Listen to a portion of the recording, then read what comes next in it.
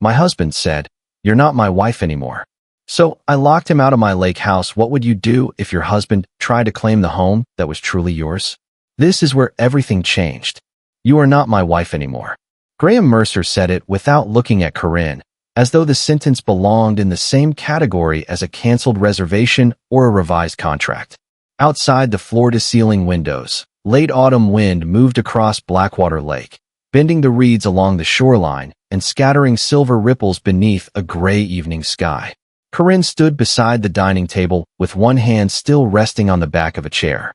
She was a 38-year-old Black American woman with deep brown skin, long dark hair arranged in soft waves, and the composed face of someone who had spent years learning how not to react before she understood what something meant.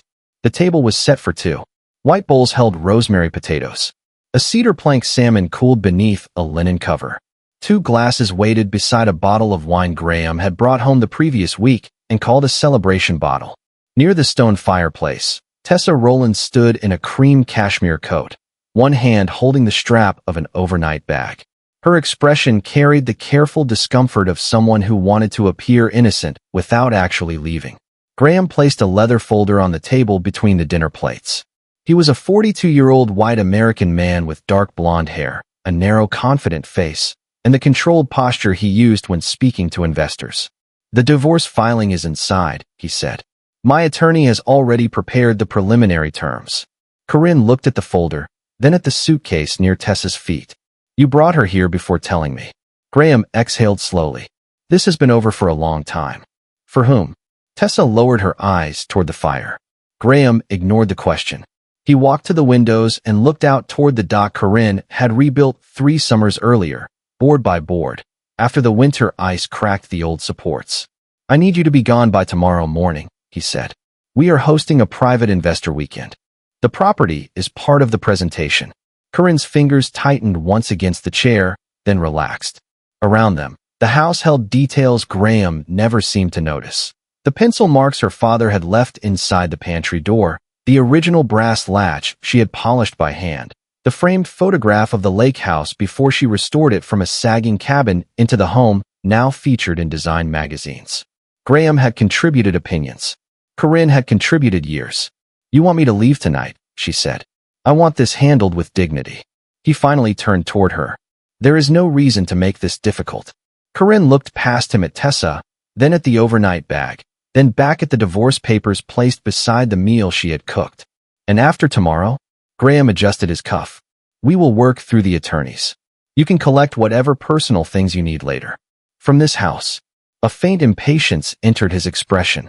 "Corinne, do not turn property into emotion." She almost smiled at that. Instead, she removed her wedding ring, set it beside the leather folder, and met his eyes. "Are you certain that is how you want this to work?" Graham mistook the calmness in her voice for hesitation. "I have never been more certain." Tessa shifted near the fireplace, as though she sensed something he did not. Corinne picked up the old brass key from the ceramic bowl by the kitchen door. She did not pack a suitcase. She did not touch the divorce papers. She simply took her coat from the hook, stepped onto the porch, and closed the door behind her. Graham watched through the glass as she walked toward the smaller cottage across the cove, disappearing into the falling dusk. Then he poured himself a glass of wine and told Tessa the difficult part was over. Across the lake, Corinne unlocked the cottage, turned on one lamp, and called Ellis Wren, the attorney who had managed her father's trust for 23 years. "I need every access code changed before 6 tomorrow morning," she said. "The gate, the house, the dock, and the boat." Ellis was silent for a moment. "Does Graham know the property is still entirely yours?" Corinne looked. Back across the dark water at the lights glowing inside the house her husband had just ordered her to leave. "No," she said. "But he is about to." Corinne slept less than an hour. From the cottage window, she could see the lake house glowing across the dark water. Every lamp Graham had switched on reflected in long gold lines across the surface. It looked peaceful from a distance. That was the cruelty of beautiful things. They could hide what happened inside them. Ellis Wren arrived shortly after midnight in a dark wool coat, carrying the original Vale family trust documents in a weathered leather case. At 61, he moved with the careful patience of a man who had spent decades protecting people from decisions made in moments of panic. He placed the documents on the cottage table, opened the first folder, and turned it toward Corinne. The house, the dock, the boathouse, the private road, and 86 acres of surrounding woodland were transferred to you 6 years before the marriage, he said. The trust was never amended. Graham has no ownership interest. Corinne looked at her father's signature beneath the property description. She remembered Aaliyah Vow sitting at this same table, telling her that land should never be confused with love because one could be recorded and the other could not.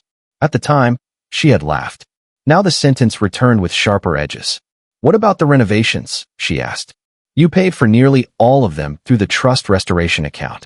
Graham contributed furniture, landscaping consultations, and several appliances. Those items can be addressed separately. Ellis removed another document. There is something else. He showed her a recent appraisal request submitted under Graham's company letterhead. The request described the estate as a founder-controlled development asset and asked for projected commercial value if divided into luxury lakefront parcels. Corinne read the page twice. He ordered this without telling me. 3 weeks ago. Who gave the appraiser access? Ellis pointed to the authorization line. Graham had signed his own name beneath the words property representative. The room grew very still. Across the lake, the lights in the main bedroom went dark. Corinne folded her hands on the table. Can we stop every access point before morning? Marakeen is already changing the gate credentials. The locksmith will replace the exterior cylinders at 5. The smart home company can remove Graham's account remotely. The boat registration is in your trust, so the marina system can revoke his authorization as well. Corinne nodded. Do it. Ellis watched her for a moment. You understand he will call this retaliation. He can call it whatever helps him avoid calling it ownership. At 5:40, Mara sent confirmation photographs. New gate code, new front door lock, new boathouse keypad. Graham's vehicle tags removed from automatic entry. Corinne stood on the cottage porch wearing a thick gray sweater over dark trousers, a mug warming her hands as dawn spread slowly across Blackwater Lake. Mist hovered above the water. The main house looked unchanged, but for the first time in years, every door answered only to her. At 7:15, Graham's black sport utility vehicle crossed the county road toward the property. Tessa sat beside him. Behind them followed another vehicle carrying 2 investors and a photographer. Graham slowed at the iron gate, entered his usual code, and waited. Nothing happened. He tried again. The keypad flashed red. Tessa leaned toward the window. One of the investors stepped out of the second vehicle and looked toward the house beyond the trees. Graham pressed the intercom button. Mara's voice came through, calm and formal. Good morning, Mr. Mercer. Open the gate. I am not authorized to admit you. Graham stared at the speaker. This is my residence. The property owner has revoked your access. Tessa turned toward him. What does she mean, property owner? Graham ignored her and pressed the button again. Get Corinne on the phone. Mara's reply did not change. Ms. Vale is unavailable. Across the lake, Corinne's phone began to ring on the cottage table. Graham's name filled the screen. She let it ring once, twice, then answered. Open the gate, he said without greeting. You have investors waiting. Corinne looked toward the distant line of vehicles beneath the morning trees. I know. Then stop this. You told me I was no longer your wife. His voice sharpened. That does not give you the right to lock me out. Corinne set her mug on the railing. No, she said. The deed does. Graham remained at the gate for nearly 10 minutes, long enough for the morning mist to lift and expose every vehicle waiting behind him. One investor stood beside the second sport utility vehicle with his hands in his coat pockets, studying Graham rather than the house. The photographer lowered his camera. Tessa stayed in the passenger seat, her expression fixed on the iron gate as though it had revealed something she had not been told. The deed. Graham repeated into the phone. Corinne could hear the strain beneath his voice. Do not play games with me. I am not playing. We are married. You ended that argument last night. He turned away from the vehicles and lowered his voice. I have lived there for 9 years. You were allowed to live there. The distinction settled between them. Graham looked through the gate toward the long gravel drive, the cedar-sided house, and the lake beyond it. For years, access had felt permanent because Corinne had never forced him to understand its source. Open it for 1 hour, he said. I have a presentation scheduled. For a project involving my property. He went silent. Corinne watched the distant figure of Mara Keene walking from the caretaker's cottage toward the gate with a folder under one arm. Mara had managed the Vale estate since before Corinne finished college. She knew which pipes froze first, which dock boards needed replacing, and which legal boundaries ran beneath the old stone walls. She also knew Graham's habit of calling the estate his whenever important people were listening. "We can discuss this privately," Graham said. "You made it public when you brought investors." "You are embarrassing me." "No. The facts are arriving before your presentation." Corinne ended the call. At the gate, Mara handed Graham a formal notice confirming that his permission to enter the property had been withdrawn. It listed the lake house, boat dock, private road, wooded acreage, and all digital access systems. Graham read the first page, then turned to Tessa. "Call the resort," he said. "Move the meeting." One of the investors approached. His name was Everett Sloan, a cautious man in his late 50s who represented a private equity fund from Boston. "Is there a title issue?" he asked. Graham folded the notice. "A domestic misunderstanding." Mara answered before he could continue. "The property is owned by the Vale Family Trust. Mr. Mercer has no recorded interest." Tessa stepped out of the vehicle. "Graham, you told us the estate was founder-controlled. It is controlled through the family." "Whose family?" Everett asked. Graham's jaw tightened. "This is not the place." Everett looked past him at the locked gate. "It appears to be exactly the place." The investors returned to their vehicle and left without waiting for directions to the resort. The photographer followed. Tessa remained beside Graham, arms folded against the cold. "Did you know?" she asked.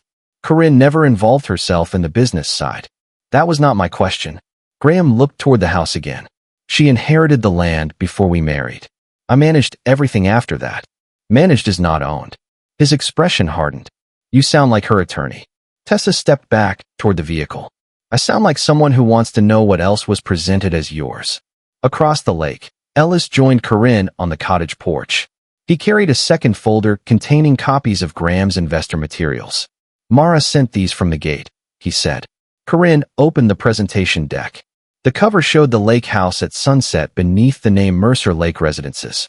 Inside, aerial photographs divided the shoreline into private lots, a clubhouse, guest villas, and a marina. One page described the estate as the development's anchor property. Another projected returns based on shoreline access Corinne had never authorized. Her father's land had been reduced to a sales image. "How far has this gone?" she asked. "Preliminary commitments totaling $14 million, Ellis said. "No funds have closed yet, but several investors relied on the claim that Graham controlled this property." Corinne turned to the final page. A reception was scheduled for that afternoon inside her home. Graham had planned to announce the first development phase beside her father's fireplace, using her dock, her trees, and her windows as proof of an authority he did not possess. "Can we stop the presentation?" Ellis asked. Corinne closed the folder. "No," he studied her. "You wanted to proceed?" She looked across the water at Graham's vehicle, still waiting beyond the gate. "I want every investor invited back." "To hear what?" Corinne lifted the project deck. The complete presentation. By noon, the lake house no longer looked like the setting Graham had prepared for himself. The catering trays were gone. The framed architectural renderings had been removed from the easels. In their place, Ellis Wren arranged certified copies of the Vale Family Trust, the county parcel map, the original deed, and the appraisal request Graham had signed without authority. Corinne stood near the dining table in a dark green tailored suit, her long hair pulled into a low-polished knot, while Mara Keene checked the final guest list at the front door. Outside, Blackwater Lake reflected a hard blue sky. The house was quiet enough for Corinne to hear the old clock in the entry hall, counting each second toward the meeting. "You are certain you want him inside?" Mara asked. Corinne looked toward the brass key resting beside the trust documents. "For 1 hour. Under written permission. After that, the access ends." Ellis closed the last folder. "The investors have confirmed. Everett Sloan is bringing counsel." At 1:15, the gate opened for 3 vehicles. Graham arrived first with Tessa beside him, followed by Everett, 2 other investors, and an attorney from Boston. Graham stepped into the entry hall, as though muscle memory might restore his authority. His eyes moved immediately to the dining table and the documents displayed there. "What is this?" he asked. The information missing from your presentation, Corinne said. Tessa remained near the door, her cream coat buttoned to the throat. She did not stand beside Graham. Everett entered, carrying the original project deck under one arm. Ms. Vale invited us to complete the title review, he said. Graham looked at Corinne. You had no right to contact my investors. You used my house to contact them first. The words landed without volume. Corinne gestured toward the living room, where chairs had been placed facing the lake. Everyone sat except Graham. He remained beside the stone fireplace, the same place he had stood the previous night when he told Corinne to leave. You wanted the complete presentation, she said. Begin. Graham stared at her, then opened his folder. For several minutes, he tried to recover the voice that had won financing before. He spoke about private shoreline access, luxury villas, a marina, and the value of placing the founder's residence at the center of the development. The investors listened, but none looked at the renderings. Their attention stayed on the deed beside Ellis. When Graham reached the slide describing the lake house as a founder-controlled property, Corinne lifted one hand.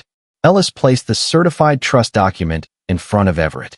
The property was transferred to Corinne Vale 6 years before her marriage, he said. It has never been owned, pledged, licensed, or controlled by Graham Mercer or Mercer Development. Everett turned to Graham. You represented this as an anchor asset. I managed the estate for nearly a decade. Management does not create title, the Boston attorney said. Tessa looked down at the project deck in her lap. There are emails where I asked whether the owner had approved the use of the property, she said quietly. Graham turned toward her. Not now. She raised her eyes. You told me the approval was understood. Because it was. Corinne opened another folder. Inside were the emails Graham had sent to the appraiser and design team. One instructed them to avoid contacting Corinne until the investor commitments were secured. Another described the divorce as a way to simplify future control of the estate. The silence that followed was different from surprise. It was recognition. Everett removed the commitment letter from his folder. Our preliminary participation is suspended, he said. The second investor followed. Then the third. Graham stepped toward the table. This can be resolved. Corinne and I are still legally married. Corinne met his eyes. Last night, you said I was not your wife anymore. That was personal. You made it financial when you tried to sell access to my home. Graham looked toward the windows, the dock, and the shoreline he had already divided on paper. You are destroying years of work. No, Corinne said. I am removing something that was never yours from the plan. Everett and the others gathered their documents. Tessa stood with them. At the door, she paused beside Corinne. I should have verified it myself, she said. Corinne gave a small nod. Yes. When the vehicles disappeared beyond the gate, Graham remained alone in the living room. The house seemed to withdraw from him one detail at a time. The fireplace, the lake view, the cedar beams, the polished floor beneath his shoes. None of it answered to his name. Corinne placed a small cardboard box on the dining table.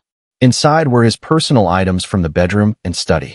Mara will give you 30 minutes to check the contents, she said. Graham looked at the box, then at her. You planned to lock me out before you knew about the project. Corinne picked up the brass key. No, I locked you out when you told me I no longer belonged in my own home. Graham stood beside the dining table while the 30 minutes passed with painful precision. Mara remained near the entry hall, holding a clipboard and saying nothing. Corinne moved through the kitchen, placing the untouched dinner from the night before into storage containers. The rosemary had lost its scent. The salmon had dried at the edges. She worked quietly, not because the meal mattered, but because she refused to let one ruined evening become waste.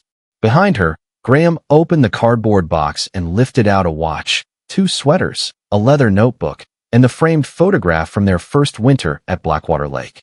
In the picture, they stood on the unfinished dock wearing work gloves, laughing beneath a gray sky. He held it longer than the other items. You kept this in the bedroom, he said. Corinne closed one container. It was part of the room. She looked at him. You asked for a different life. Graham placed the photograph back inside the box. I did not ask to lose everything overnight. You asked me to leave overnight. His eyes moved toward Mara, then returned to Corinne. Can we speak without an audience? Mara looked to Corinne. Corinne nodded once. 10 minutes. Mara stepped onto the porch, but left the door open. Graham lowered his voice. The investors are not gone forever. Everett wants certainty. If you authorize temporary use of the shoreline, I can restructure the project. Corinne leaned against the counter, studying the man who had arrived to discuss access before discussing the marriage he had ended. You are still negotiating. I am trying to protect years of work. Work built on land you do not own. I believed we were building a future together. Then why did your future require me to disappear before the presentation? Graham looked away. The lake beyond the windows had become almost perfectly still. You would have objected. So you removed my chance to object. You never cared about development. I cared enough to understand what 86 acres become after they are divided into private lots. He took a slow breath. Corinne, this project could be worth hundreds of millions of dollars. To whom? To both of us, if we handle this intelligently. The word both hung between them, arriving one day too late. Corinne opened the divorce folder he had left beside her wedding ring. Your proposal identifies the house as separate property under my trust. Graham's face changed slightly. My attorney drafted that. Your attorney knew. She turned another page. And yet your investor deck calls it founder-controlled. He said nothing. You knew the difference when it protected you in the divorce, she continued. You ignored it when it increased the valuation. Graham looked at the papers, then at her. I made assumptions. You made representations. The precision of the sentence left him no room to soften it. He walked toward the windows. If you destroy the deal, Mercer Development may not survive the quarter. Corinne watched his reflection in the glass. Did Tessa know that? She knows the company is under pressure. Does she know you filed for divorce because investors wanted the property separated from our marriage? Graham turned sharply. Corinne had found the email that morning, buried beneath appraisal attachments. In it, Tessa had warned that lenders considered the estate vulnerable because Graham did not control it directly. 2 days later, his attorney prepared the divorce papers. That email was about risk, he said. It was about access. Everything is access to you now. Corinne picked up the brass key from the table. The house, the shoreline, the marriage. You treat every relationship like a door that should stay open because you once walked through it. Graham's expression tightened. You are making me sound calculated. I am describing the order of events. A car approached outside. Through the window, Corinne saw Tessa step from a silver sedan and walk toward the porch carrying a document envelope. Mara stopped her near the steps, but Tessa raised the envelope and waited. Corinne opened the door. Tessa looked past her at Graham. Everett's counsel sent this, she said. They are requesting written confirmation that Mercer Development has no claim to the Vale property. Graham held out his hand. Tessa did not give him the envelope. She handed it to Corinne. There is another issue, she said. The lender wants to know whether the divorce was filed to create the appearance of control. Graham stared at her. You should not be here. I am here because my name is on the presentation. Tessa's voice remained steady, but the allegiance in it had changed. Corinne opened the envelope and read the first page. The project was frozen pending a full title and disclosure review. No funds would move. No promotional material could use the lake house or shoreline. Graham looked from the notice to Corinne. You have made your point. Corinne folded the document. This was never a point. She glanced at the cardboard box beside him. It was a boundary. Mara stepped back inside and checked her watch. Time is up. Graham lifted the box. At the threshold, he paused, waiting for Corinne to stop him. She did not. The door closed softly behind him, and the new lock turned with a single clean click. The lock clicked behind Graham, and for the first time in years, the lake house became quiet enough for Corinne to hear herself think. She stood in the entry hall with one hand still resting on the brass knob while the sound of his vehicle faded beyond the trees. Tessa remained on the porch for several seconds, looking toward the road where Graham had disappeared. Then she turned back to Corinne. I did not know he planned to use the divorce that way, she said. Corinne studied her face. There was embarrassment there, but also fear, the kind that arrived when someone realized loyalty had been purchased with incomplete information. You knew he wanted the property, Corinne replied. Tessa lowered her eyes. I knew he wanted control. I did not know he never had it. Mara closed the outer screen door against the cold. Ellis stepped from the dining room, carrying the investor notice and the frozen project file. Mr. Sloan's counsel has requested every version of the presentation, he said. They also want internal emails, title representations, and proof of authorization. Tessa looked at the folder in Corinne's hand. There are drafts on the company server. Some of them include comments from Graham. Can you access them? Ellis asked. She hesitated, then nodded. For now. Corinne did not thank her. She simply moved aside and let Tessa enter the study. For the next 2 hours, the house filled with the quiet work of recovery. Tessa downloaded correspondence showing Graham had ordered the design team to describe the estate as controlled without using the word owned. He had instructed staff to postpone direct title verification until after the investor commitments. He had even approved a private memorandum predicting that Corinne would accept a settlement rather than challenge him publicly. Each document stripped away another excuse. By late afternoon, Ellis had enough to send a formal preservation demand to Mercer Development. Mara made coffee. Corinne opened the curtains in the study and watched sunlight spread across the lake. The same view Graham had used as a sales promise now looked untouched, as though the water had refused to participate in any of it. There is another message, Tessa said quietly. She turned the laptop toward Corinne. It was dated 2 months earlier, from Graham to his divorce attorney. He had written that removing Corinne from the property before the investor weekend would create practical possession and strengthen negotiations over future access. Corinne read the sentence once. Then again, practical possession. That was what he had called forcing her from her father's home. Not betrayal. Not abandonment. A strategy. Did you see this before? Corinne asked. Tessa shook her head. No, her voice faltered. I thought he was leaving because the marriage was over. Corinne closed the laptop. The marriage may have been over. He simply wanted it to remain useful. Tessa looked toward the fireplace. He told me you had stopped caring about the house. Corinne glanced around the room at the cedar beams she had restored, the stonework she had repointed, the original windows she had fought to preserve. He needed you to believe I had already surrendered. Ellis entered with his phone in hand. Mercer Development's lender has suspended the entire credit facility pending review. The project is officially on hold. Tessa's face tightened. That could shut down the company. That decision belongs to the lender, Corinne said. The records only told them why. At dusk, a courier arrived with revised divorce papers. Graham had removed his request for temporary use of the lake house, withdrawn any claim to the surrounding land, and offered to sign an immediate acknowledgement that the property belonged solely to Corinne. In return, he asked her to issue a statement saying the investor materials had resulted from a misunderstanding. Corinne read the request without changing expression. He wants your silence, Tessa said. He wants my credibility, Corinne replied. She handed the papers to Ellis. Reject the statement. Accept the property acknowledgement. Nothing else. The cottage lights across the cove came on as night settled over Blackwater Lake. Mara locked the front gate. Tessa gathered her coat and paused near the door. What happens to me? She asked. Corinne looked at her. That depends on what you do next, not on what Graham promised you before. Tessa nodded and left. Corinne walked through the house alone after everyone was gone.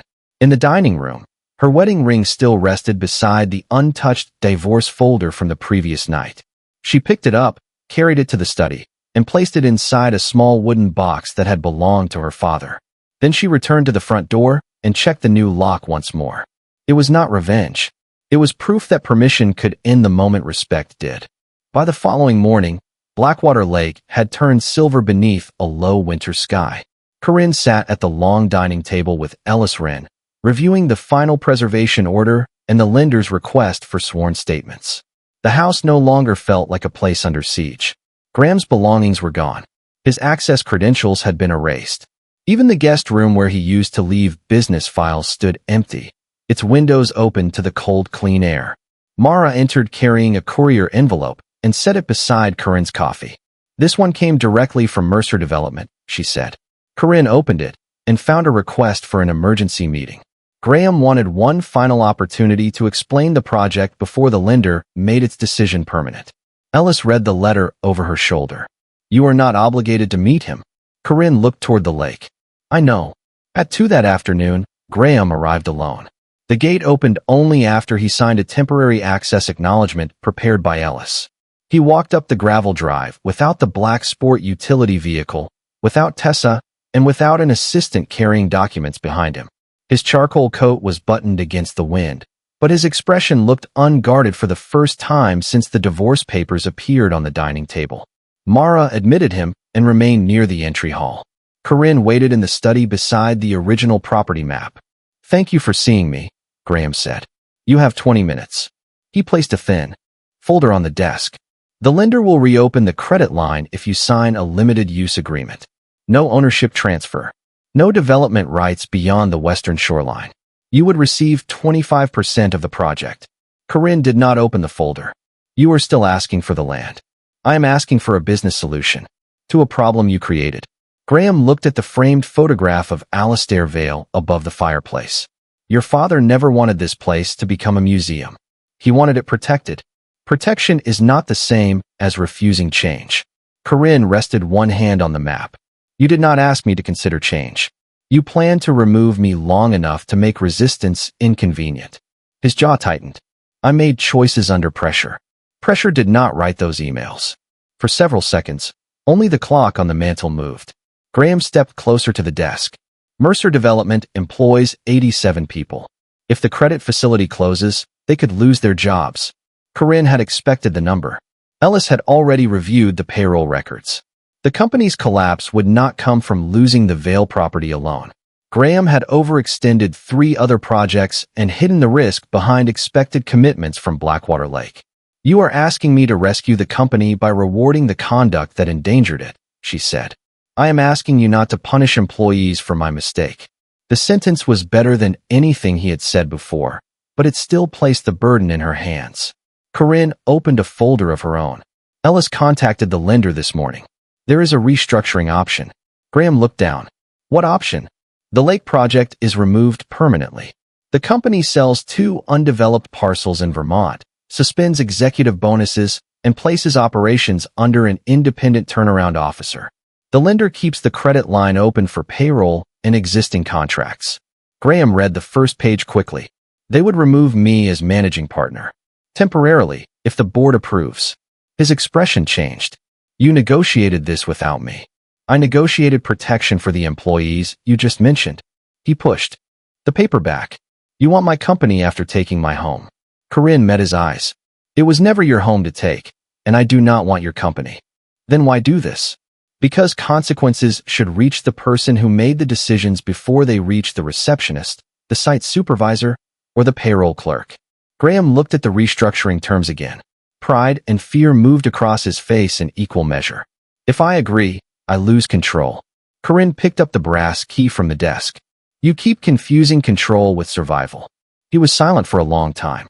Then he took the pen Ellis had left beside the documents and signed the preliminary consent. The signature did not save his authority. It saved the people beneath it. When he finished, Graham looked toward the windows. "Did you ever think we could have repaired this?" Corinne's gaze followed his to the lake. "A house can be restored when the foundation is honest." She looked back at him. "You kept asking me to repair something while you were selling the ground beneath it." Mara appeared at the study door. His 20 minutes were over. Graham closed the folder and stood. At the threshold, he paused. "I meant what I said about the marriage being over." Corinne nodded. "So did I when I changed the locks." 3 weeks later, the divorce mediation took place in a quiet conference room overlooking downtown Boston.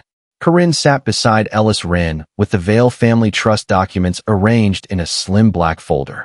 Graham sat across from her with his attorney, looking older than he had at Blackwater Lake.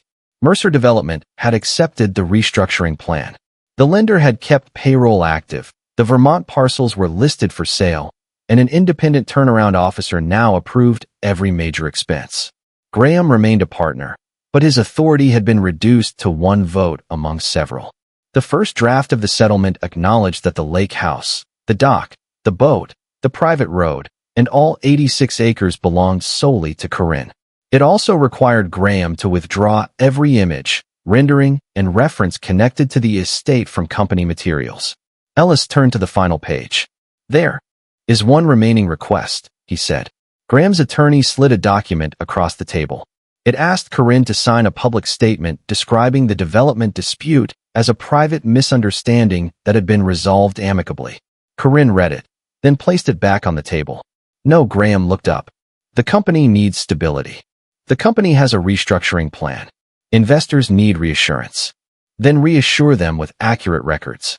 His attorney began to speak, but Graham lifted one hand. "Can we have 5 minutes?" Corinne looked at Ellis. He nodded and left with the other attorney, closing the door behind them. Graham waited until they were alone. I am not asking you to lie, he said. You are asking me to make your choices sound accidental. He looked toward the city below. Everything fell apart in 48 hours. No, it was built incorrectly for months. The 48 hours only made it visible.